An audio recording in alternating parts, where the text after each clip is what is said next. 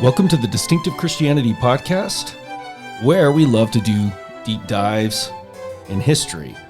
And we have an absolute honor today. We're going to be discussing one of the most important Mormon figures, one of the most important Mormon apostles ever, George Q. Cannon. The book is George Q. Cannon, Politician, Publisher, Apostle, Polygamy, 1827 to 1901. And we have with us the author of this book, Kenneth L. Cannon II, a descendant of George Q. Cannon, as well as a lawyer, a serious historian. And thank you so much for coming here. It's my pleasure. Thank you. This book was fantastic. We'll put, of course, everything in the show notes, including a book where you wrote a very, very good essay, also in this period, I guess just after this period, right, as well as a dialogue article that's very relevant. Who was George Q. Cannon, and why does he matter? George Q. Cannon was an LDS church leader who was at the center of church governance, church everything. Really, his life parallels the history of the church from 1850, when he sort of burst onto the scene, until he died in 1901. He was brilliant, charming, charismatic, powerful, eloquent. He was famous as a missionary, a writer, a politician, a thinker, an influencer, church leader, whose impact on his own times were significant and whose influence continues till today. He's regarded by most historians of Mormonism as second only to Brigham Young in historical importance as an individual Latter-day Saint from the second half of the 19th century. He's almost universally viewed as the father of Utah Statehood. Utah had a long and rocky road trying to become a state because of the domination of the LDS Church and its unusual marriage practices, political practices, and economic communitarian practices. He's Benjamin Park, who's author of a wonderful new book called American Zion, which is a survey of LDS history. American, doesn't go into international much, argues that Cannon is probably the single most important political figure in the history of Mormonism, start to finish. Wow. So that's who he was. Right. And yeah, it seems like everything that happened, he's it was at the center involved. Yeah. It was. I mean, so this was quite the book. It must have been a challenge to cover all of it because, I mean, he's giving hundreds of sermons. He's translating, printing, involved in politics. He's, I mean, to say nothing of his huge family. And it's made more difficult. This is part of a series of short biographies published by Signature Books, which is a specialty LDS publisher, which is patterned on a series of books called Penguin Lives, published by Penguin. They're kind of short.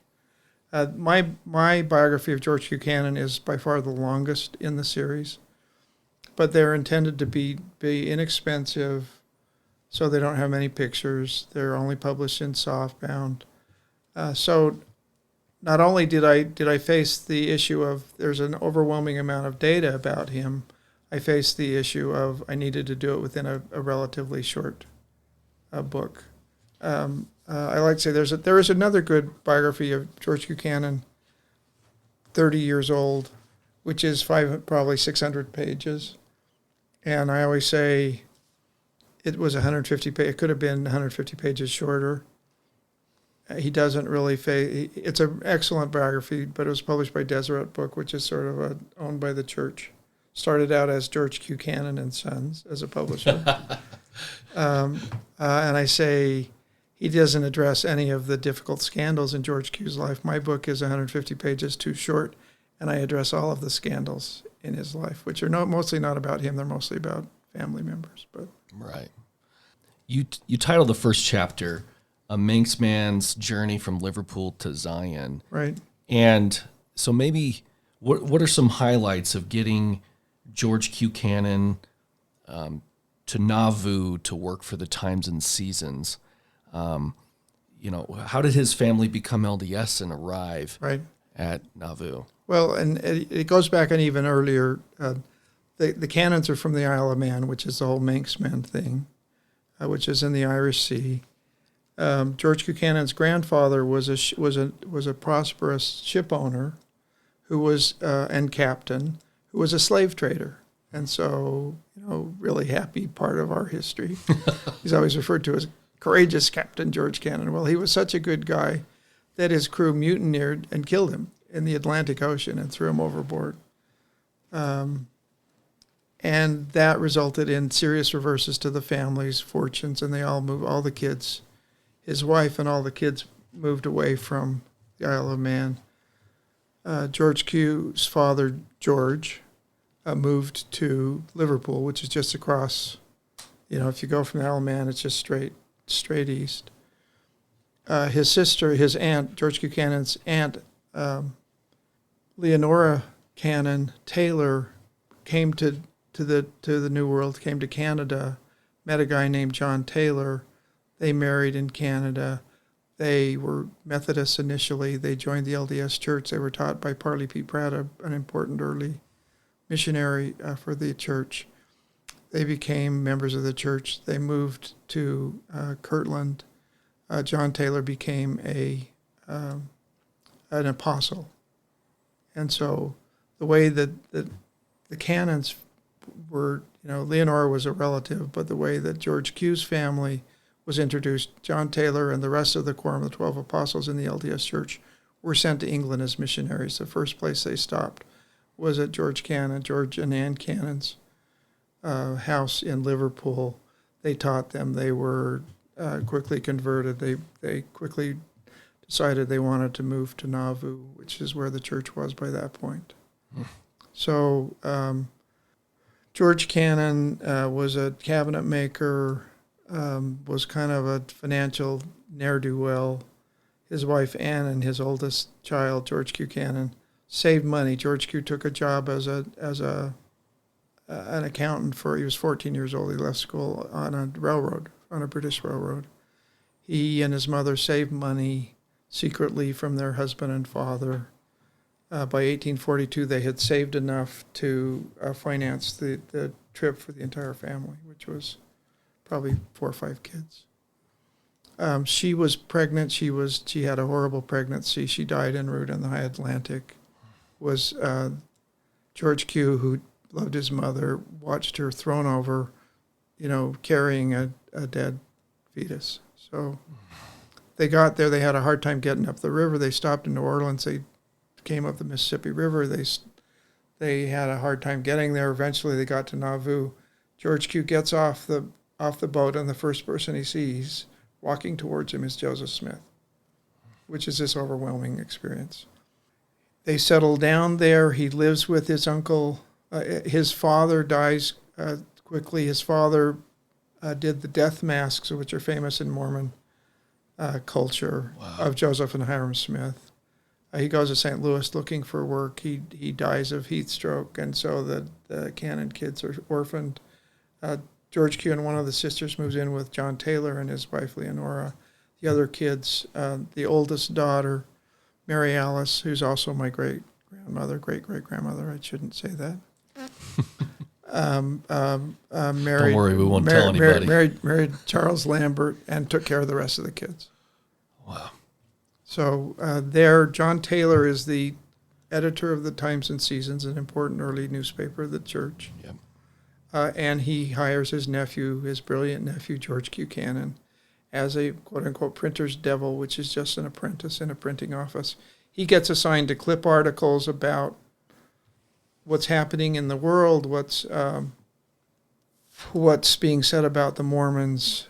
He gives those to John Taylor and the other people. He's there firsthand when Joseph Smith convinces the Nauvoo City Council to destroy the press of the Nauvoo Expositor, which had been publishing about polygamy. There were rumors of polygamy. John Bennett, who's a sort of leader of the church and kind of an interesting guy, publishes articles about polygamy. The city council destroys the press. Joseph and Hiram Smith are arrested out of that and are eventually killed in Carthage jail, which is near Nauvoo. John Taylor is seriously injured, and so John Taylor's really George Buchanan's surrogate father, and everything is personal. You know, he knows Joseph Smith well. John Taylor is basically his stepfather, and everything happens. But he develops this siege mentality that early Mormon leaders engaged in, that everybody was against the Mormons. Right. And you see in this Nauvoo period the connection that's a theme throughout his life of printing, news. He just seems... He learns the printing trade in Nauvoo. And everywhere he is, he's grabbing newspapers and reading them voraciously. The New York Times once said that it watched him and he read a number of newspapers at breakfast in 30 minutes. He not just one newspaper, he read them all. Wow. Very quickly. So he was very well, he wasn't very well educated. He was very well read. That's a great way to put it. Also, you mentioned that in this, working for the Times of Seasons, he's learning politics with published materials relative to the... He's clipping articles from newspapers all over, including about following Joseph Smith's bizarre presidential run. With the 12 out campaigning, right? So in 1844. Yeah. That's and correct. then that mentality of apologetics also seems to be a theme. He just inherits it. You know, I mean, he just, if not literally biologically, he from the environment that he spent in Nauvoo, he developed that. Wow. And we've done an episode on the presiding patriarch before, but one thing that stood out to me was the patriarchal blessing he received from John Smith, right? Uncle John. So he's told in there that he has a gift for learning languages, which is prescient. We're going to head to Hawaii here pretty quickly. And then he did receive his endowment in the Nauvoo Temple, the partially completed at 18. He did. And then there's a really interesting story later on that we should come back and mention about that. Yeah, that would be great to cover. How does he end up in Hawaii? I want to tell the listener, it's just incredible to think that he achieves this translation of the Book of Mormon in Hawaiian so young. Yeah. With a language, it's not like he went to school to study. So take us. He comes out west. He comes with the migration west. He drives a wagon across the plains. He's probably with his aunt Leonora Cannon Taylor crossing. John Taylor is sent back to England while the Cannons are coming across the plains. They stop in winter quarters.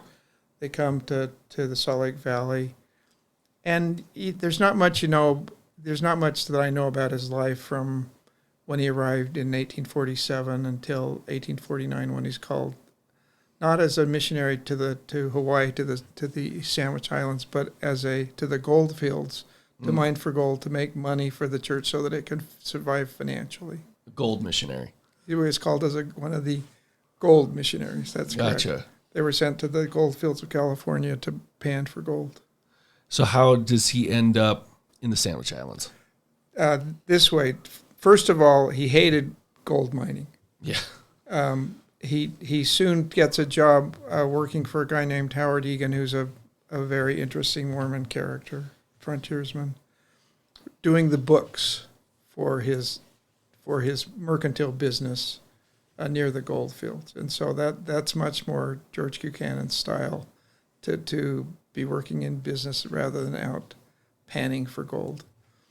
They don't know what to do with him because it gets cold in the gold fields in California in the winter. They're looking for a way. They don't want to send him back to Utah. Somebody comes up with the clever idea to send some of the gold missionaries to Hawaii for the winter to stay warm. And so they go down the Sacramento River. There are 10 of them who are called. They float. I didn't know that's how you traveled from Sacramento to San Francisco in the 1840s, but it was. They went down.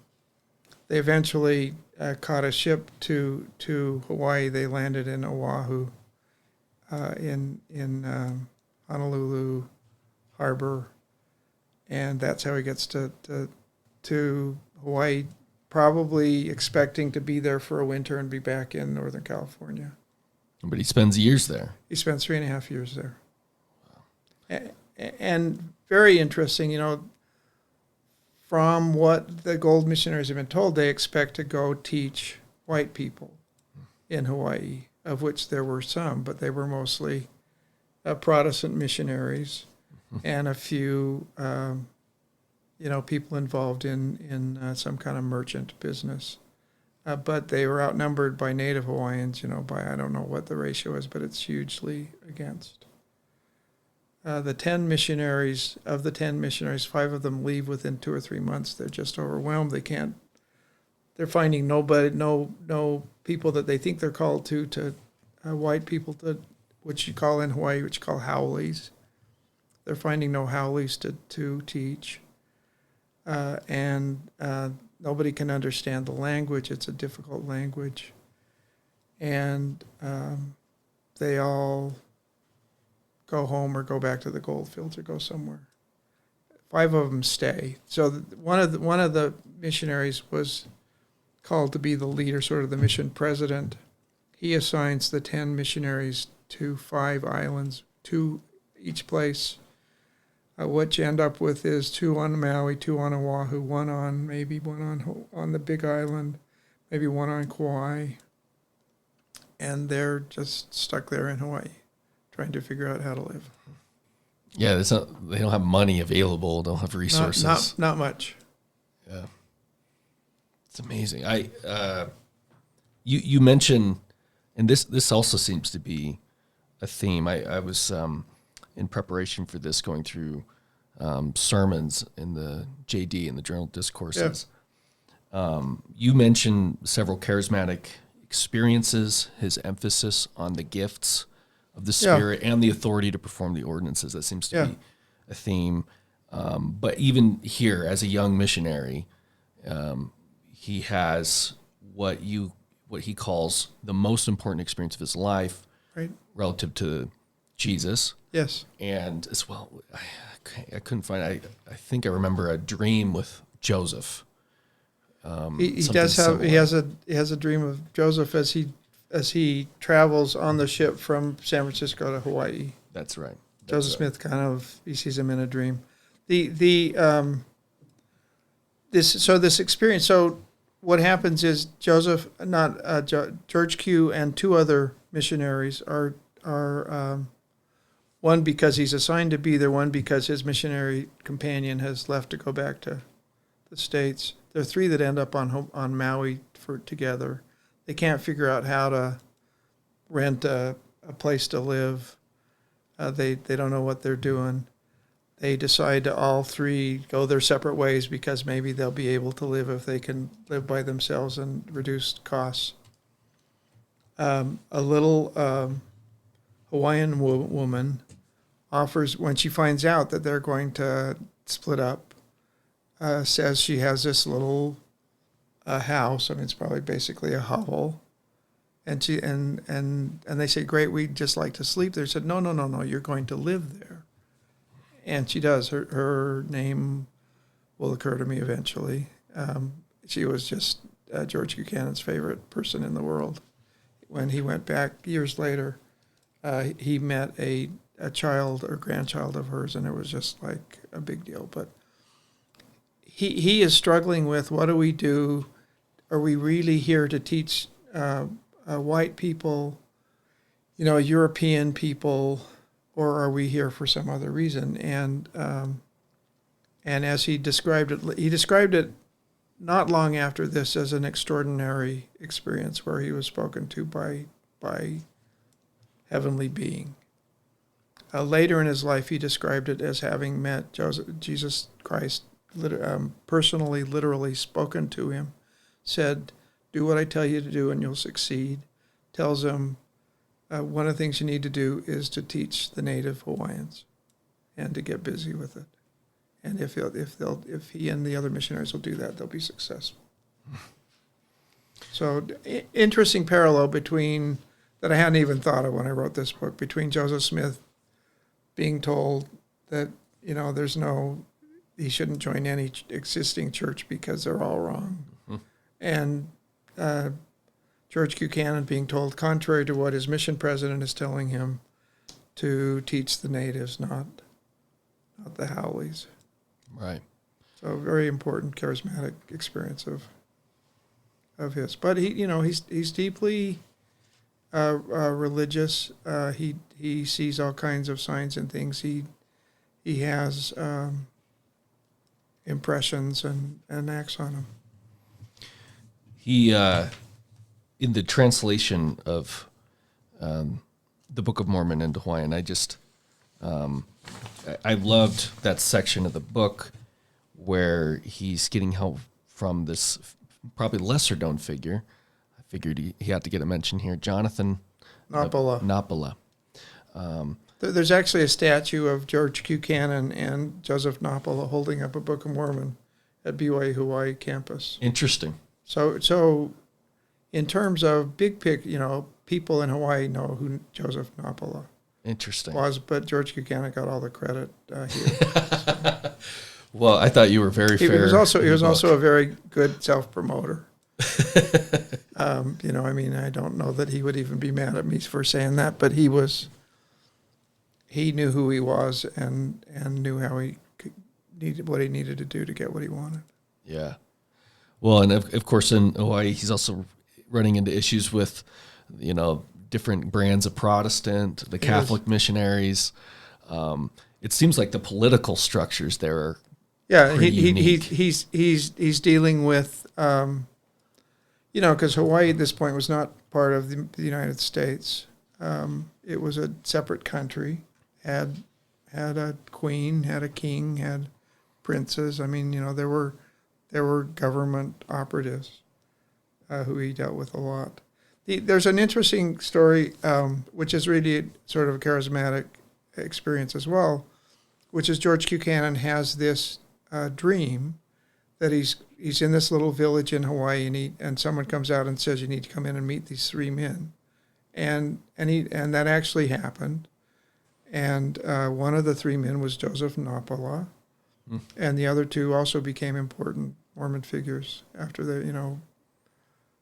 a few years. All three of them were baptized and had an important role in each of them. And so his relationship with Joseph Napala, who was very instrumental in helping him translate the Book of Mormon, happened very early in his sojourn on Maui, which is where he spent most of his time in the islands. You mentioned one story, just because there's a parallel here with an episode we did on who ended up becoming a straying apologist who converted reading A Voice of Warning by Parley Pratt. So I had to bring it up for long-time listeners that he's asked by a Congregationalist, Reverend Daniel T. Cond, or something like this. I don't know if it's Cond or Conde, but yeah. Cond or Conde. And he gives him A Voice of Warning by Parley P. Pratt. And I actually ran into a sermon where he mentioned this story too. Yeah. In the JFD. But anyway, he then comes back to, I think it was San Francisco, and helps Parley Pratt. So at the end of his mission, he returns to the mainland. He spends the last year and a half of his mission translating the Book of Mormon, but he eventually is done. It's time to go home. They have enough time to get to San Francisco. They don't have enough time to get to the Salt Lake Valley. Not time. They don't have enough money resources. And so he gets San Francisco, is looking for somewhere where he can make a little money to finance his way back to Salt Lake. And he gets hired by Parley P. Pratt, who probably knew him in Nauvoo, who gets him to edit his autobiography, which is one of the most important biographies in Mormondom. Right. So.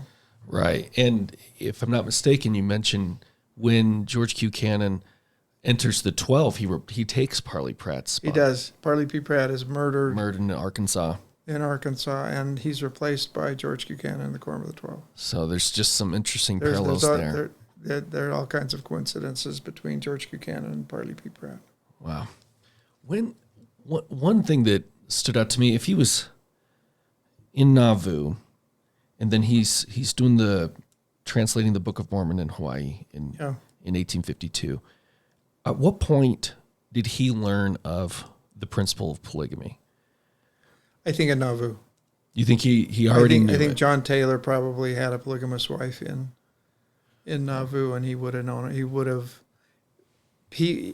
People would have seen him as part of the gang, and they wouldn't have hidden polygamy from him.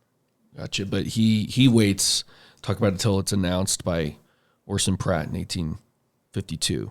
That's right. Right. Okay. I think that'll be important later when we get to the manifesto. I emailed this to you. It was so hard to pick from the highlights because everything's a highlight. Everything's connected and interconnected. He's in how many First Presidencies, including eventually John Taylor's? So Brigham Young, he's an assistant counselor he becomes protege of Brigham Young, is called to be an assistant counselor in the First Presidency, and then he served as the first counselor to John Taylor, Wilford Woodruff, and Lorenzo Snow. Right. Wow. So, everything from, like we just said, editing Parley Pratt's autobiography to he's a printer of the Journal of Discourses. He is. Was it all 26 or just? No, probably just for the time period that he was a co-mission president in England, which is from late 1850s to the early 1860s. Okay. But someone who's printing that. Yeah. Writing speeches for Brigham Young. Yep. Which is interesting. Giving hundreds of sermons himself, from being Secretary of State of Deseret. Yep. To defending mountain common law. I know something you've written. I've written about that too. There's a famous debate between a Methodist. In fact, was he Congress's? He was like the chaplain to United States Congress. Philip Newman And Orson Pratt, and he gives the closing prayer. So once again, it's amazing. Here's this famous incident. George Hugh Cannon is not only there, he gives the closing prayer. Well, and he's manipulated it so because Newman made sure that the Mormons would give the opening prayers and that his people would give the closing prayers. Okay. And George Q manipulated the last prayer to have the Mormons give it, and then of course he had to do that himself so he could say whatever he darn well pleased, which is pretty much what he said. Which is what he did. Yeah. So. It's hard to pick, what to focus on. So I thought I'd cheat and just use the title of your book. But first, just since I just mentioned it, do you want to give, someone has no idea. I think the first time I encountered it was in the first volume of the Journal of Discourses. Yeah. What was mountain common law Okay, so Howard Egan, who's the guy that George Buchanan worked for in the goldfields, is his accountant, basically. Is married, is a polygamist, actually, but his first wife is named Tamsin. She's there are pictures of Tamsin. She's actually a very beautiful woman. Howard Egan is a frontiersman. The way he makes a living for his families is he takes wagon trains headed to California. He guides them. While he's off guiding a wagon train, his wife, it's always, in the histories, it's always referred to very discreetly as one of his wives, but it was in fact his first legal wife. Okay. Who did this. She had an affair with a guy whose name I know as well as my own. James Madison Monroe. They have an affair. It's clearly consensual. There's a very interesting letter that I found from James Madison Monroe sitting on a log in Wyoming, writing a letter to Brigham Young while he's waiting for Howard Egan to kill him, because Howard Egan's going to kill him, and did kill him. So they have this affair. Howard Egan comes back, James Monroe decides to get the heck out of Salt Lake. Howard Egan catches up with him, says he's going to kill him. They talk for half an hour. They were good friends. And James Madison Monroe, in the letter to Brigham Young, says, she really came on to me. She you don't know how hard it is for a man to resist a woman when she raises her skirts and shows him her ankles. So it's a very fun line. Howard Egan kills James Monroe, comes back. There's a big outcry about this murder. It's the first murder in Utah. And Howard Egan was tried. A church court, a 70s court, tries him and finds him innocent because of the circumstances. And then he's tried by the federal court. And his lawyer is George A. Smith, who's a member of the First Presidency of the LDS Church. And he says, in these lands, we follow the mountain common law. We don't follow the common law. We follow the mountain common law. And if a man seduces another man's wife or daughter, it is that man's not only his right, it is his responsibility to kill him, just like a sheep herder would kill a wolf that got among the sheep. And I did an article a very long time ago. I just did a rewrite, an update of it, called The Mountain Common Law. And there were 7 or 8 examples of mountain common law being practiced in Utah and people making the argument and being found not guilty of murder. Wow. Based on this. So it wasn't just the initial one, it's something which was followed. And when the Transcontinental Railroad came to Utah in 1869, George Buchanan wrote an editorial in the Deseret News, in the church newspaper, re-emphasizing the concept of mountain common law, where he repeats the, wolf among the sheep. Yeah, so, he's, in fact, I thought that was fascinating. That footnote, too, leading to your article on this was just really interesting. Yeah. Okay, so the subtitle of the book, Politician, Publisher, Apostle, Polygamy. What are some highlights that come to your mind for these? As a politician, George Buchanan, when Utah was made a territory under the Compromise of 1850, federal officials were sent out. Mormons had a secret meeting where they created a shadow government. They had a governor, had a secretary of state, had senators, and George Buchanan was always, from the time he was in his early 30s, he was always elected as part of the shadow government. Shadow government didn't really do anything, but it was there ready to take over when they got statehood. So he was a U.S. senator of the shadow government. He was secretary of state of the shadow government. He was viewed as extraordinary political abilities. While he's in England, doing, among other things, publishing the Journal of Discourses and the Millennial Star, the principal, periodical of the church. He's editing and publishing in England.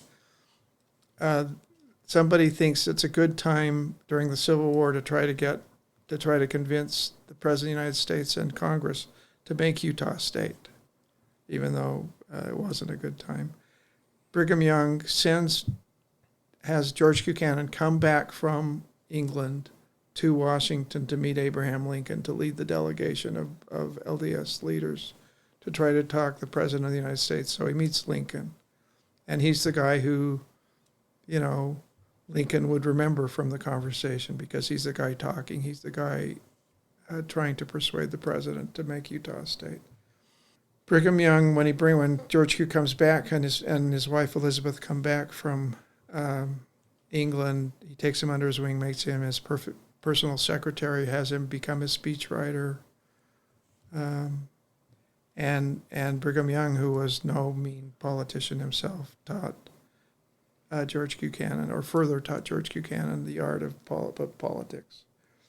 In 1872, under the influence of Brigham Young, George Q is elected to the only formal real office he ever held, which was territorial delegate to Congress from Utah, and he holds that for 10 years.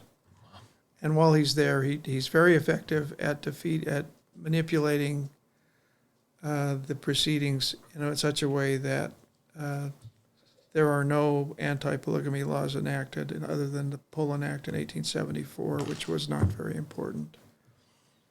He does other things too. I mean, he's an okay congressman, but the real reason he's there is to make sure there's no new laws enacted by Congress against the Mormon practice of polygamy. And that will end with, is it the Moral Bigamy Act? The moral act. So the funny thing is that just 2 months after George Buchanan and other Mormon leaders met with Lincoln to try to convince him to make Utah state, Lincoln signed into law the Moral Anti-Polygamy Act of 1862. So that's enacted in 1862, but there's not another one until 1882. So for basically 20 years, George Q holds off enactment of anti-polygamy laws. And it was, let's see, 82 would have been...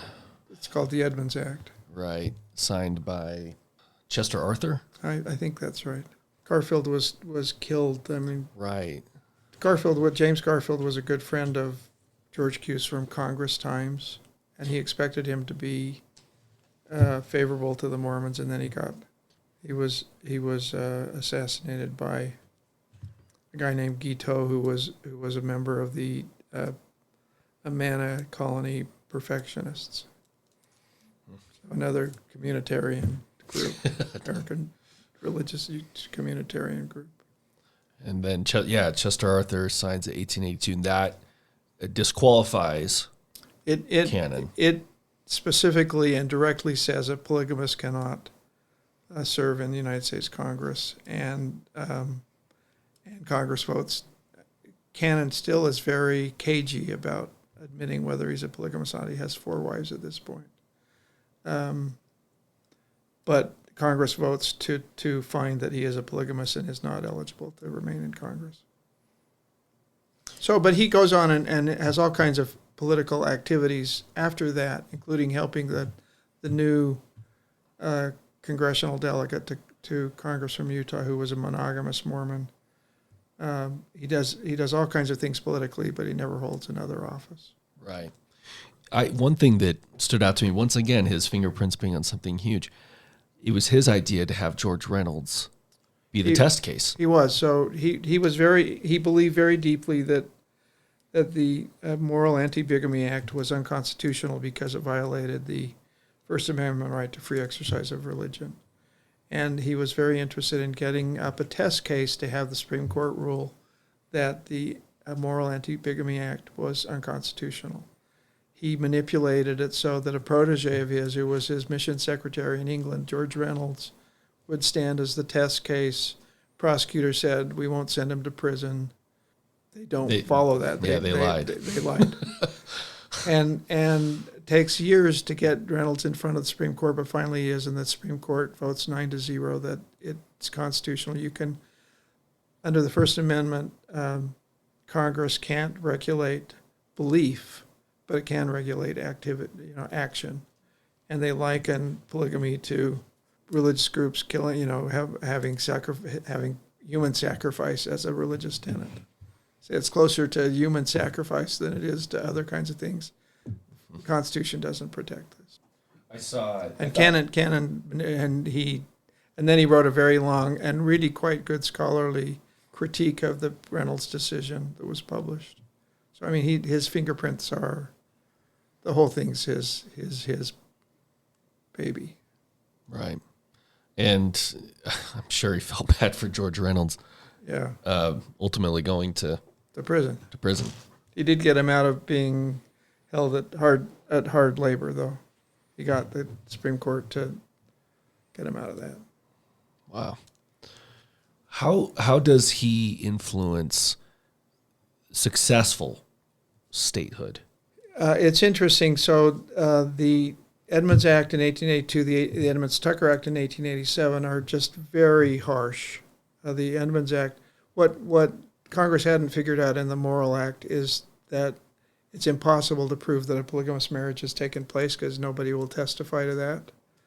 It's a lot easier to prove that a man and a woman, a man and a polygamous wife are living together. They call that unlawful cohabitation. And that's the new change. And even under that, Mormon lawyers pushed hard back. Initially, this is getting into the weeds a little bit, and I apologize. And we love it. You can edit this out. The prosecutors initially believe that they have to prove that there are conjugal relations between a man and a polygamous wife in order to convict him of unlawful cohabitation. That was as impossible to prove as that a polygamous marriage had taken place. And so prosecutors came up with a clever idea that they argued to the Utah court, Judge Zane, who was the long-term judge there, federal judge, that all they should need to prove is that a man is living in a household with more than one woman, and that he kind of holds himself out as her husband.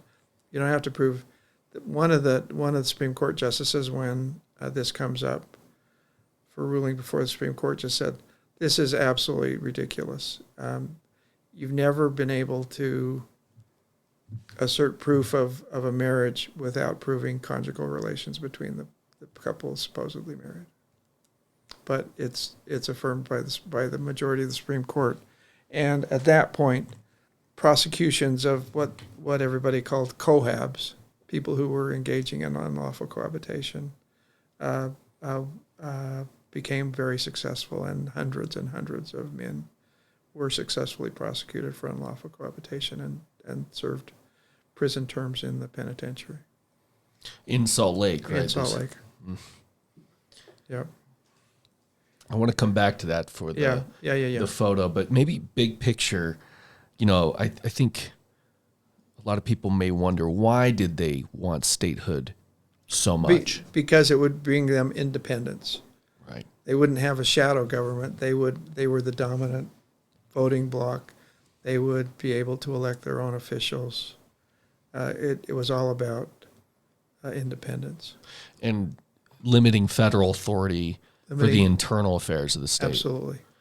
Even, when the Republican Party in 1856 famously had a plank in its, in its platform. Platform, thank you. It said that it was their goal to eradicate the twin relics of barbarism.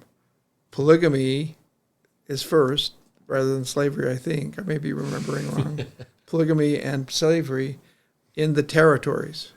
They don't say in the states. Right. They say in the territories because it's a bit in 19th century America, territories had no rights, had no power. States had, it was still very much in the context of states' rights, and they were very independent, much more than they are today. And so with that independence would come added freedom. Absolutely. They could do whatever they want, and probably secretly practice polygamy would be, there's very good support that that's one of the things they wanted to do. Right. So this tug of war of trying to get the federal government to consider statehood. Right. Because I'm trying to remember the requirement. It's either 3/4 the states, or I can't remember. It's Congress. It's Congress. Congress's vote, right? Yeah, but everybody hates the Mormons. Everybody thinks the Mormons are these loony people out here. Yeah, and you mentioned, they will be a stalemate, between the parties on almost every other issue. They will. And yeah, they would unite on this. They would. So how do they eventually get statehood? So there were 2 or 3 ways. One of the important ways was there was an editor of the newspapers in Salt Lake City. The 3 main newspapers were the Salt Lake Tribune, which was the non-Mormon, anti-Mormon newspaper, the Deseret News, which was the church-owned, except during the 1890s when the Cannon family leased it from the church. George Q and his sons, and there was a Salt Lake Herald, which was referred to colloquially as Zion's Echo, which was a Mormon-controlled independent newspaper. The editor of the Salt Lake Tribune was very close friends with the national director of the Associated Press, and he would publish very critical articles critical of the Mormons in the Salt Lake Tribune, and then send them to his friend in Chicago who controlled the Associated Press wire service. And from there, they would send them out all over the country. And so everybody in the country, small town, big city, was reading very critical articles about the Mormons. And opinion was, Mormons were, not only did they have weird practices, they were weird. They were, I don't know all the things they were accused of. Perhaps another race, even. But they treated, Paul Reeves' book on religion of a different color is all about that. There were all kinds of allegations that, they were marrying people of different race, at a time when miscegenation was verboten by everybody. So what happened was that the railroad titans of the Central Pacific Railroad looked at this and thought, Mormons are going to have big political influence in the Intermountain West someday. It's not going to be just Utah. It's going to be Idaho. It's going to be Colorado. It's going to be Arizona. It's going to be Nevada. It's going to be a lot of Mormons in California. It's going to be a huge voting bloc, and we want to control that bloc so that we can get them to support legislation favorable to the railroads. Ultimately, the argument which won the day among everybody as Utah drew closer and closer to statehood was to say, we're going to have big political influence someday, and you should be courting our favor, not telling us what bad people we are. The LDS Church and the big three from the Central Pacific would bribe journalists. I think George Buchanan always would have said he wasn't bribing politicians, just journalists, to write favorable articles. I mean, the Mormons have a good work ethic. They're clean, upstanding people. Yeah, they're immigrants, but they're immigrants from Northern Europe, not Southern Europe. I don't know that they ever did that directly, but that was behind the Edmunds Tucker Act was extraordinarily harsh. I mean, it took all of the liquid assets from the church. The church was left with no. I mean, it still owned the churches and the temples. Its stocks and bonds were taken away. Although the Mormons were clever enough to transfer a lot of those assets into individuals' names, and some of my family got some of the assets they held well. So there are lots of interesting stories about that too. But the Young family as well. Right? Yeah, the Youngs and the Smiths and the Taylors and the so all of a sudden appearing and that this guy from the Salt Lake Tribune did not have the power to contest with the owners of the Central Pacific Railroad.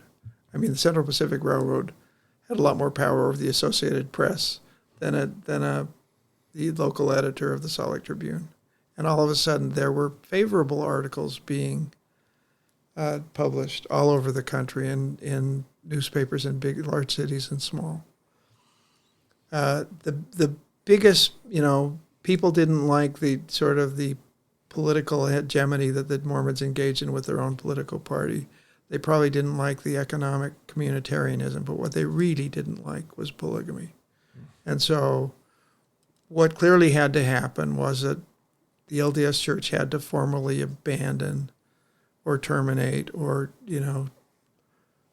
polygamy. And that's when you get to the manifesto. So that's a really important part of getting to statehood, was removing the onus of polygamy. And at that point, they felt safe extending statehood. Is that the? Well, they did, but I'm not sure that at least as big an issue was. Democrats were told, if you want the Mormon vote, you need to make Utah a state. Republicans were told, if you want the Mormon vote, you're going to have to make Utah a state. And weirdly, in 1894, when the Enabling Act was passed to make Utah a state, it was a year and a half later that Utah became a state. It was on largely bipartisan basis. I mean, it was both Democrats and Republicans, and that's a lot about polygamy. it's probably at least as much about the political influence everybody expected the Mormons to have someday and wanting to curry their favor. One more thing on this kind of political, in terms of the political highlights of his life, that really stood out to me from the book was his overwhelming support for women's suffrage. I think this one might wrongly surprise listeners because they might think of, well, he's a practicing polygamist. He must think this way about women and their right to vote. But in fact, he found support as well among suffragists. Am I right? He did. Utah was the second jurisdiction in the United States to grant women the vote in 1869 or 70. Wyoming was a couple of weeks earlier as the first. They did support women. What everybody thought in Washington was that the Mormon polygamists were telling their wives how to vote and that the wives would vote that way. They didn't know the wives because one thing about polygamous wives is that they could be very independent. I mean, they had to fend for themselves a lot. Their husband wasn't around all the time. They were very independent. There's a story that I love. There was a woman named Martha Hughes Cannon, who is not my ancestor, but was married to my great-grandfather, who was a doctor. Brigham Young sent women east to go to medical school. There was a reason for that, which is Brigham Young thought babies should be delivered by physicians. He thought babies should be delivered by women. So what you have to do to close that gap there, you have to send women to Eastern colleges to become doctors. So you have Martha Hughes Cannon was a physician, and she was a suffragette. And in 1896, after Utah became a state, she ran for state senate. And she ran against her husband, Angus Cannon. And she ran as a Democrat. He ran as a Republican. She won. He didn't win. And when asked by the San Francisco Chronicle what it was like to be a polygamous wife, she said, well, if a Mormon woman's husband has 4 wives, it means 3 weeks out of 4, the woman is free. Right. You include in here a quote, I have it double marked here, from Isabella Beecher Hooker. I love this. Will you tell us this? Isabella Beecher, what's her last? She has a terrible Hooker. She has a terrible last name. Who's the sister of Henry Ward Beecher and Harriet Beecher Stowe. I mean, it's a very prominent family. Right. She's sitting on a dais at a women's suffrage group with George Q. Cannon, and she turns to him and she says, "I tell all my friends that I would rather be one of your 50 wives than to be the only wife of most men," which is an extraordinary thing for her to say, because that's not what you would expect one of the Beechers to say about the Mormons, about a Mormon. Right. Right. No, and I think that's important to hear. It was interesting, all these pieces of legislation that we've talked about aiming at polygamy, often, that you point out in the book, are also aiming at women's suffrage in Utah. Most of them.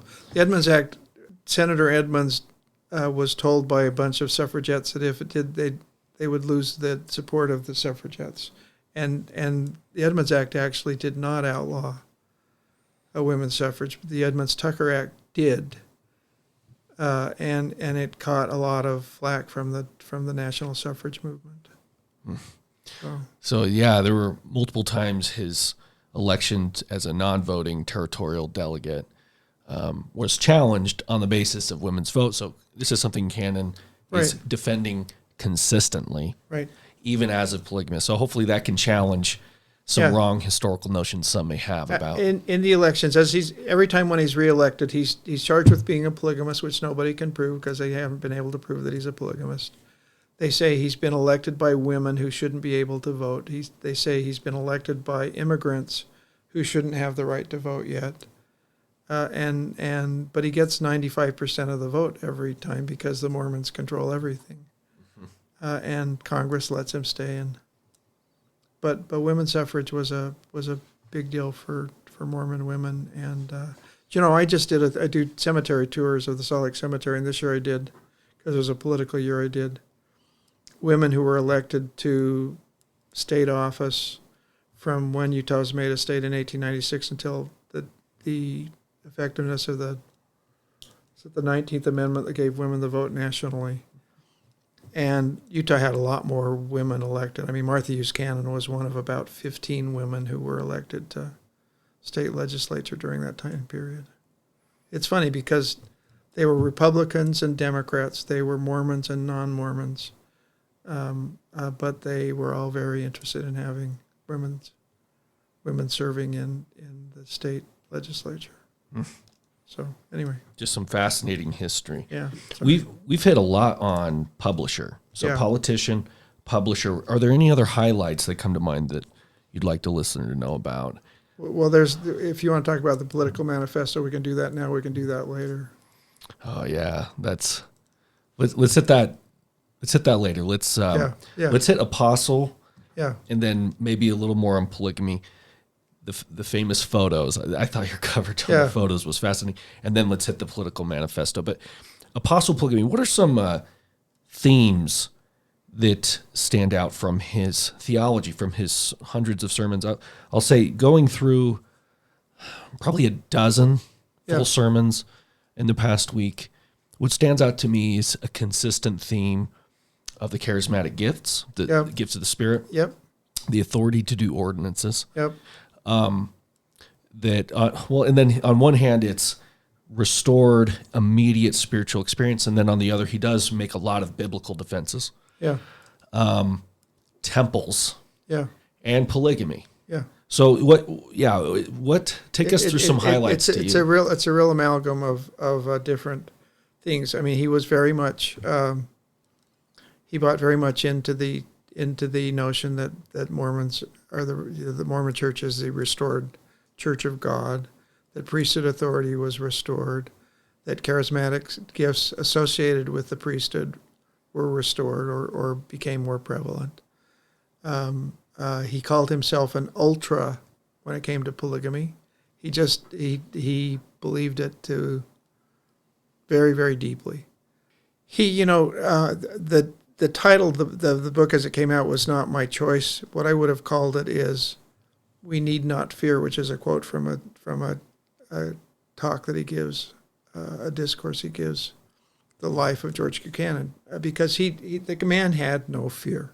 He was not afraid of anything, and speaking as he did in sermons, in editorials, he was very supportive of the whole Mormon thing. He was accused because he was talented and ambitious. A lot of the junior apostles thought that he wanted to be the next president of the church. They didn't understand that he was, he would always tell his mind to the president of the church. He would always fall into line. Whatever the president said, he'd say, that's that. And that is very much consistent with his view of authority and hierarchical authority. That was a big theme. But I'm just telling you, he met and knew every president of the United States, from Abraham Lincoln to McKinley, and he never gave a second thought to talking to a president of the United States. It didn't occur to him to be worried about that. He just didn't fear it. He says that polygamy, he believes in it so much, he also thinks it would solve social ills. He makes this point quite a bit. Yeah. Which is interesting. Once again, I think it goes along with this challenging of society as it was inherited with suffragists and things like this. But I mean, I'll put some examples of sermons in the show notes so people can get a sense of it. He, for someone that had as little education as you mentioned, formal education, right, very well read, and very good speaker. He was probably, he had a son named Frank who became a U.S. Senator from Utah, who was probably the greatest orator in the history of Utah. The second one is probably who was a total big screw up. His actions were often the scandals that George Q was having to deal with. George Q was probably the second best speaker in the history of Utah politics. He was a great orator, and he did it often. He did it all the time. Yeah, it's impressive career. Yeah. in that sense.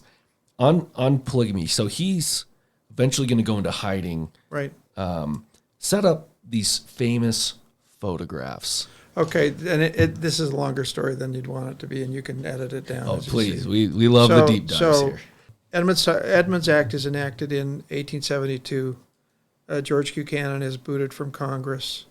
In that stack of photographs, you'll see 2 Thomas Nast cartoons that were published in Harper's Weekly, depicting, trying to expel George Buchanan from. There's a picture of a cannon, which says Cannon GQ. He's expelled. It takes a while for prosecutors and courts in Utah to figure out how to successfully prosecute unlawful cohabitation. They finally do. That's taken up on appeal. It involved my other canon great-grandfather, whose name is Angus. U.S. Supreme Court says, "Yep, you can do this. You can say that all you can prove is that the man lives in a house with 2 women and holds them both out as his wives. That's sufficient to convict somebody of unlawful cohabitation." As soon as the Supreme Court says that, approves that, a wanted poster is issued for the arrest of George Buchanan. His farm, I call it his family compound. I don't mean that derogatory. I mean, it's just the farm. Each of his wives had a separate house. There's a schoolhouse. Is raided. Some of his wives, a few of his wives are taken into custody. They don't find him, but they engaged in very serious attempts to find, arrest, convict George Buchanan, and send him to prison. It becomes the lawyers for the church tell John Taylor, the president of the church now, the prosecutors think they can put George Q away for with 6 wives, 5 wives, I guess, living. You can come up with lots of unlawful cohabitation charges, and you can keep him imprisoned for years and years and years, just convicting him of a new crime. Another one of the lawyers was fearful that George Buchanan would be murdered if he ended up in prison by non-Mormon. So John Taylor says, "We got to get you out of Utah." They concoct this elaborate scheme to get George Q out on a freight train and on a private car. They call it a dead car. I don't remember what they call it. To get him to California, down the coast to Mexico, where he is negotiating the purchase of property in Mexico, in northern Mexico, to send polygamists where they won't be bothered for their marital practices. It's the worst kept secret of all. He gets arrested on the train. He's identified on the train. He gets arrested. The sheriff in Nevada. This is a fun part of the story. This is not the story of the photographs. George Q has shaved his head. Not shaved his head. He has dyed his hair and shaved his beard. Even dyes his eyebrows as his disguise. So he's not going to get arrested. So the prosecutors in Utah send a telegram to Sheriff Fellows in Nevada saying George Buchanan's on a train going west. Get him. And the train stopped. And nobody will identify George Q. Not even the U.S. Senator from Nevada, who's a good friend of his, will not identify. He said, "I don't see George Buchanan here." Just looking right at him. He's looking right at him. This is a non-Mormon senator from the state of Nevada. I don't see anybody. I don't see anybody here that answers to that name. But Sheriff Fellows finally figures it out. they stop the train. They get off the train. They get on an eastbound freight train. They stop over in whatever the town is along the way, and they send a train out with. They just send out the sheriff of Salt Lake, the federal sheriff in Salt Lake, the U.S. Marshal, and a couple of deputies to pick him up, and they're taking him back.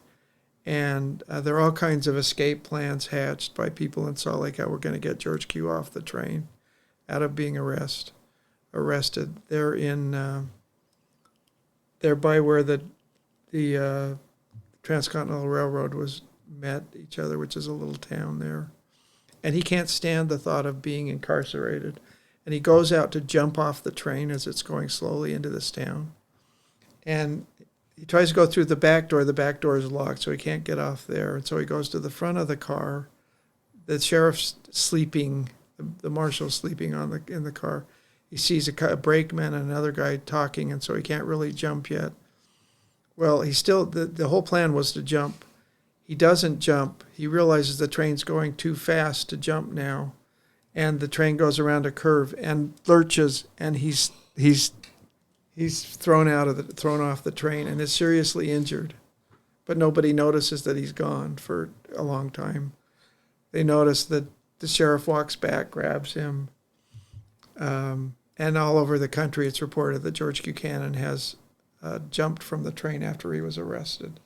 The New York Times has a big front page article saying George Q, the Mormon Richelieu, was arrested, and then he jumped off the train. And anyway, so he's brought in. They bring him in. He's lying on a bed as he's charged with polygamous crimes. And John Taylor again is fearful that and is held on $45,000 bond for unlawful cohabitation, which was a misdemeanor punishable by a $300 fine and 6 months in jail. And they require bond of $45,000, which is the equivalent of like $1.3 million on a misdemeanor charge. And John Taylor says, I'm too worried about you going to jail. You got to jump bail. And so he doesn't appear for his trial. Wow. And stays on the underground for 2 more years. So that's the story before the story. In the meantime, what he does, utilizing all of his political contacts and his son Frank's political savvy, they maneuver things so that Grover Cleveland, the President of the United States, appoints a very prominent lawyer from New York City to be the new chief judge of the federal court in Utah. He's very much more reasonable. He's very easy on. The moment that Elliot Sanford, which was his name, is appointed, George Q surrenders, pleads guilty to unlawful cohabitation, and is sentenced to 6 months in prison in the penitentiary. So he's in jail. He's thinking, how can I turn that? We're doing so well. We're getting good PR. We're paying bribes to help get it, but that's okay. He thinks we're going to have photographs of all these poor polygamists who are in jail, and we're going to circulate them. And so they're all in their prison stripes there. I found 30 separate copies of different images. They always have George Buchanan in the middle. They always have 10 or 15 cohabs who are in prison with him, and it becomes a very it was a big deal to be in a picture, in a polygamy picture, in a cohab picture with George Buchanan. Well, if you look closely, there's a mother photograph which I have on the thumb drive. He's holding flowers.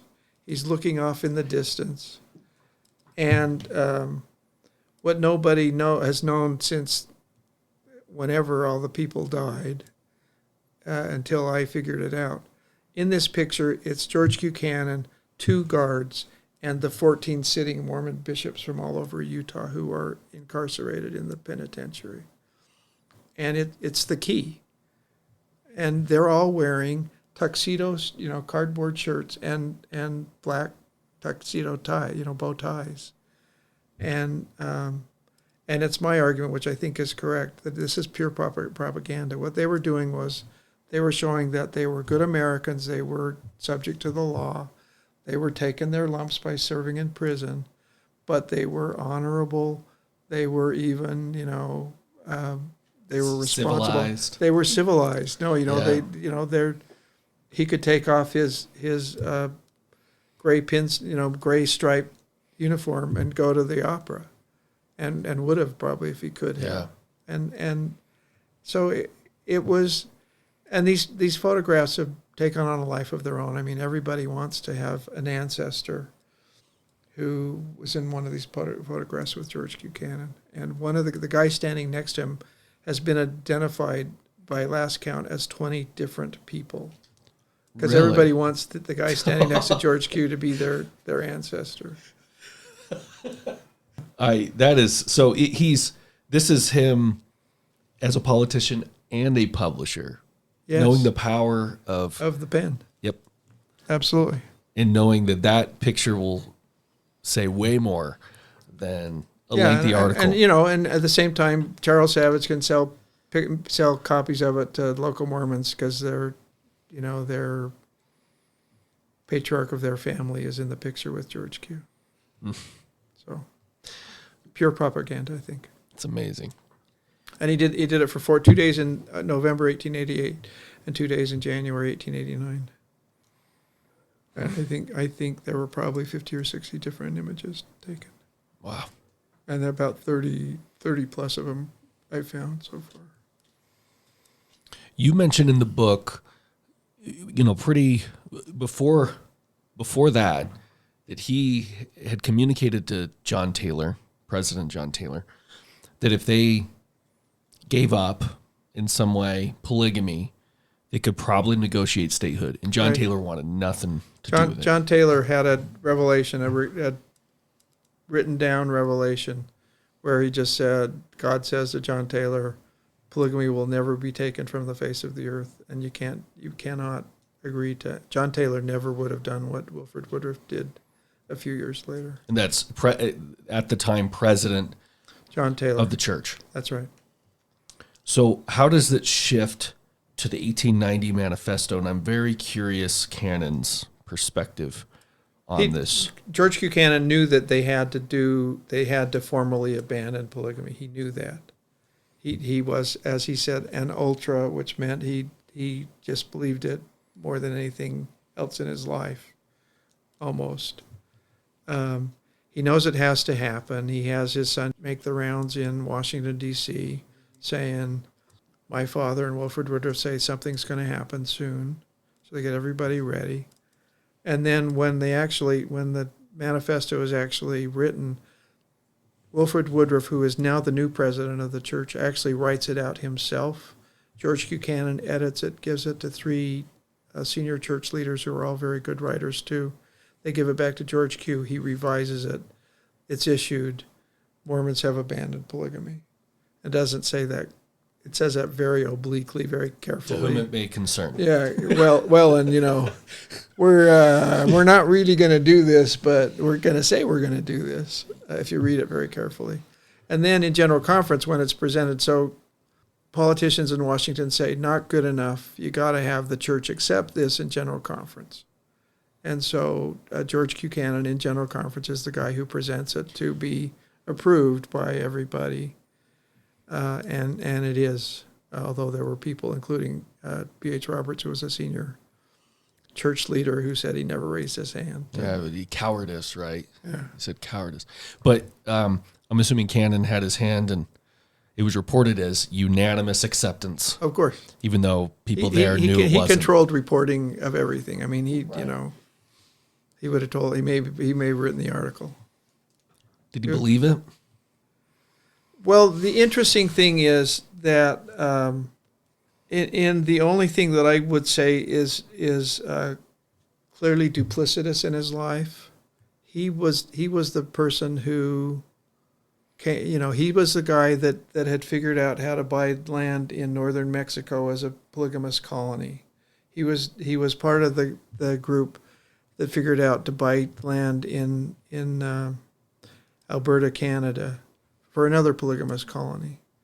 And not very long after the manifesto, after the manifesto, the 3 members of the First Presidency all testified, this is the end of polygamy, no ifs, ands, or buts. They all, Wilford Woodruff just is horrified that he said that, because he just can't imagine. He said, I was on the witness stand, I was given no choice but to say something which wasn't really true. George Buchanan, just full-hearted, figured out how to continue a limited secret practice of polygamy after the manifesto. And that's, in fact, the first thing that I ever wrote about, that I ever published about in history, was about post-manifesto polygamy, directed by George Buchanan. Right. Yeah, I'll never forget. I found Quinn's article on it. Mike Quinn was my professor when I wrote. Wow. Yeah. Wow, yeah, that article but blew my mind. I heard all the stories from my dad, who was very much who knew everything. Knew all of that. My dad had uncles who were polygamists. There's a recent biography I really enjoyed on Joseph F. Smith. Yeah. Who seems to be also pretty tortured by this whole thing. He was. And he championed, I believe it was called suspension, this idea that we have to suspend it for a season. Yeah, everybody believed that. But it would come back. Yeah. But what the question is whether they really believe that. Everybody, all the leaders thought God's going to find a way that we're going to be able to practice plural marriage. And so that was almost a universal viewpoint. The harder issue is, whether you actually got to not be quite forthright. Well, into the threat of taking the temples. That was Wilford Woodruff. Wilford Woodruff loved.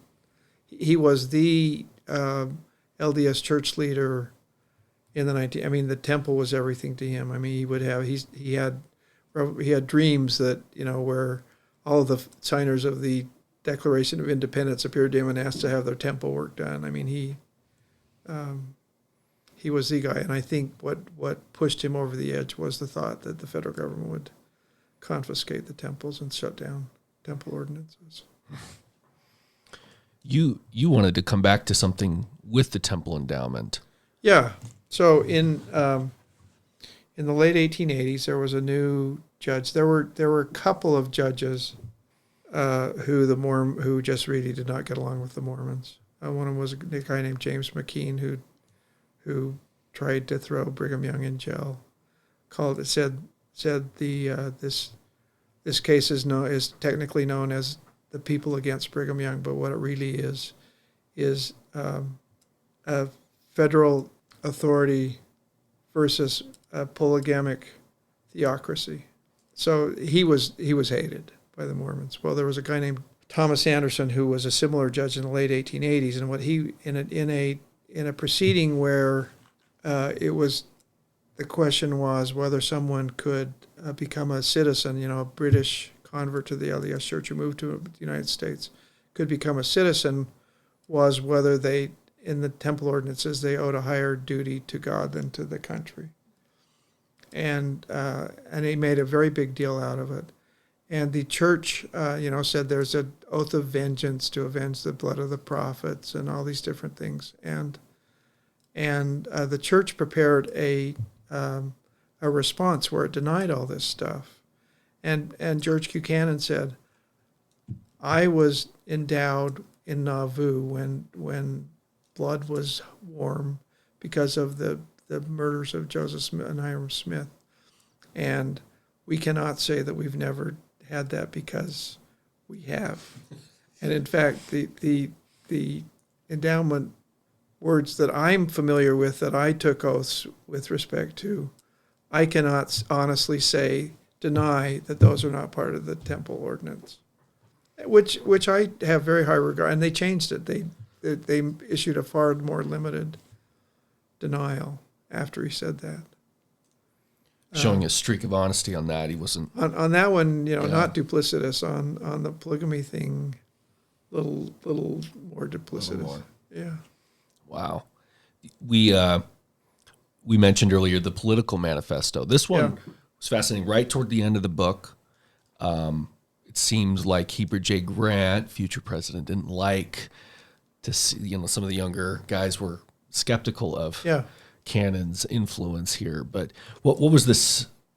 What do we call it? The second, or just the political manifesto? It's just called the Political Manifesto. It had nothing to do with polygamy. Okay. So I've studied Heber J. Grant and George Q. Cannon's relationship a lot. They were both kind of the dominant male of their generation, and they're kind of butted heads like mountain goats might. One was the old one. One was the old sort of, what do you call it, alpha male. One was the younger alpha male. So in the 1890s, Utah's made a state, and people run for office. And the People's Party, which is the Mormon, the single Mormon political party that everybody belongs to, has been done away with. And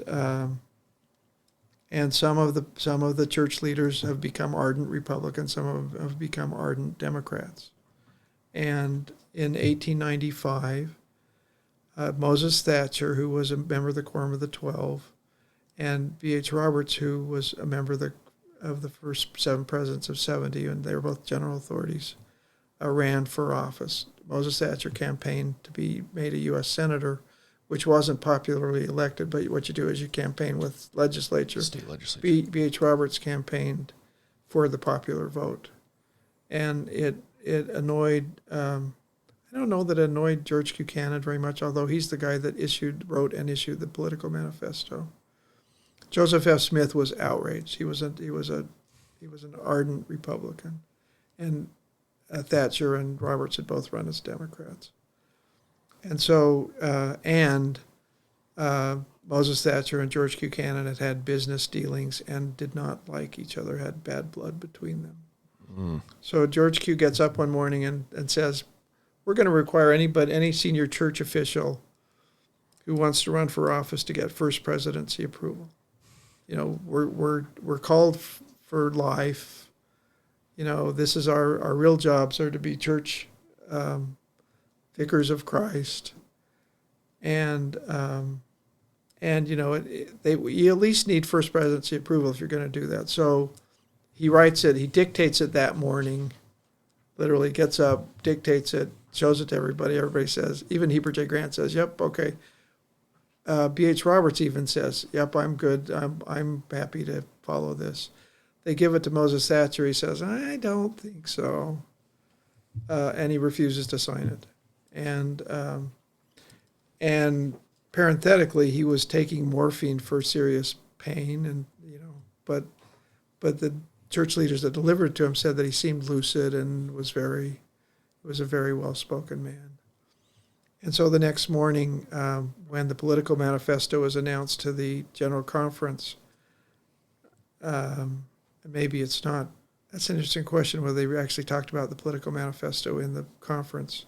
What they didn't do is present Moses Thatcher's name to be sustained as a member of the Quorum of the 12 Apostles, which is, and everybody's going, my favorite church leader is Moses Thatcher, and why isn't he? And there's no explanation. And George Buchanan is very defensive about it, just says, because people are audible in the tabernacle. He says, just trust us. We've done what we've done for a reason, and is very defensive about it. And it causes a lot of heartburn among church members. Wow. So that's the Political Manifesto, and it's just totally something made up by George Buchanan on the morning of General Conference. Morning before. Yeah. It showing his clout, his clout, his views, his clout. Yeah. Wow. Yeah. Anyway. One more angle that I think is, once again, stood out from the book was he's part of the generation that's starting to also write Mormon history. Yeah. The project that he was over, he will not live to complete, will be finished by B.H. Roberts, that history of the church, which just seems so important to this day. Yeah. But he also wrote a biography of Joseph Smith. What, is there anything else that comes to mind? But also, what do you think is his is the place of his biography of Joseph Smith, for example? It's just a historical novelty. It's a mediocre book. Okay. It's very faith-driven, which doesn't make a book mediocre necessarily. Sure. The one thing that makes it sort of must read is that George Buchanan knew Joseph Smith personally, and he walked with him, he talked with him, he had 4 or 5 years in Nauvoo where he would have, he was the kid in the same room as Joseph Smith, and so he brings a very personal affection, personal view, things that he saw Joseph Smith do, not recorded by somebody else, that he saw himself. It's a firsthand account of Joseph Smith. And that's the only importance of that book. But he was very interested in history. Not only did he want to do the documentary history of the church, George Buchanan and Sons, which was the biggest publisher in Utah, had a guy named Orson F. Whitney, who was a real historian, published a 4-volume history of beautiful, leather-bound, gilt-edged, big books. I have my grandfather's copy, and it's lovely. Wow. But it almost bankrupted George Buchanan and Sons. but it was a big deal to do the history of the church well. Just in a comprehensive way. It's just interesting that it would then defer to B.H. Roberts there, right? Orson F. Whitney, we often bring him up because of his poetry. Yeah. No, he was a wonderful poet. Incredible poetry. Ort. Yeah. Yep. One of whose wives was one of the Wells girls that I've done a lot of research on a canon and a woman named Louis Wells, who was a most popular, talented young woman in Utah. Orson F. Whitney's mom, having been a wife of Joseph's as well. She was. She was a daughter of Heber C. Kimball as well. I didn't have the time to go through Cannon's biography of Joseph. Does he talk about the polygamy? I don't think so. Wow, so he knew.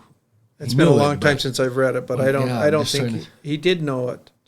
And it's surprising. I mean, even today, I have a really close friend, woman, who was a devout member of the church, who found out that Joseph Smith had, 50 or 60 wives and haven't seen her in church since. I mean, it's just, it's not an open, it's kind of an open secret rather than an open fact in the LDS church, Joseph Smith's polygamy. I don't think George Q talked about polygamy in Life of Joseph Smith. Wow. Yeah, we've run into some denials recently that kind of baffle me. I think they're more comfortable associating it with Brigham. Yeah. Instead of you can Brigham making it public. It's sort of like blacks in the priesthood, same kind of thing. Yeah. That all gets blamed on Brigham, well, appropriately on that one. Yeah. Yeah, we'll be talking to W. Paul Reeve about 1847 Brigham versus 1852 Brigham. Yeah. So, is there anything else? As we're heading toward a close, is there anything else you'd like to talk about relative to George Q. Cannon and his career and legacy? People should read the book if they're interested. Absolutely. It's just so full of. It was hard to write it was a challenge to try to get everything into the size of the book, and I got him to increase the size significantly from what I was supposed to do. He just had a very full. He was a bundle of energy. He was wildly talented. He was deferential to authority when it came down to it, and one of the things you can make up for a lot of bad things, as far as I'm concerned, if you're funny. He could be very funny. There's an account in his diary in the early 1890s when he was being called the Mormon Richelieu and the Mormon Premier by the Eastern Press, where he sings a very bawdy Irish song at family. It was always family kinds of parties that he would do this, but he could be very funny. When he was at a hotel in Chicago once, somebody said, "Are you the famous Mr. Cannon from Utah?" And he said, "Well, I don't know if I'm famous, but I am certainly Mr. Cannon from Utah." He could be quite witty, actually.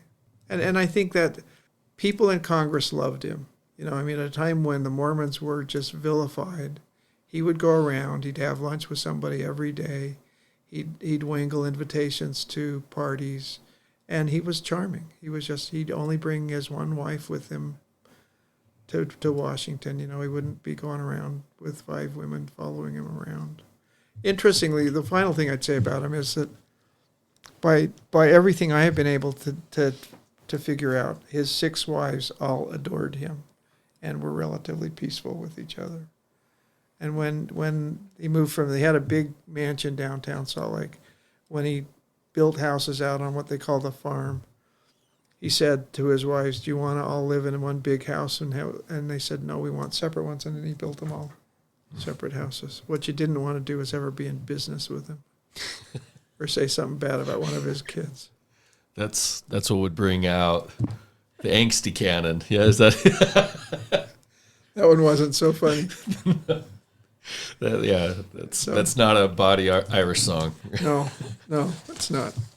Well, I hope this has been helpful. I mean, absolutely. I appreciate you reading it carefully and liking it. And he was an important guy, and Mormon historians who know who's important in Mormon history know how important he was. Well, thank you for helping us bring literacy awareness to our audience. I can't thank you enough for this important work. I'm going to give you the last word. Cannon's adult life reads like a general history of the LDS Church. He was centrally involved in virtually every important event and movement and change from the mid-19th century through the beginning of the new century. His imprint on that history is extraordinary. He was complex, powerful, ambitious, and driven, but he generally sought to put the interests of his church and its members before himself. He spent much of his adult life defending his faith and this people and pursuing ends that would benefit them. He sought to associate and worked well with allies and advisors who helped him defend the church and its precepts or to attain important goals such as statehood. George Q. Cannon left a legacy that continues to affect many lives today. Ken, thank you so much. Thank you very much.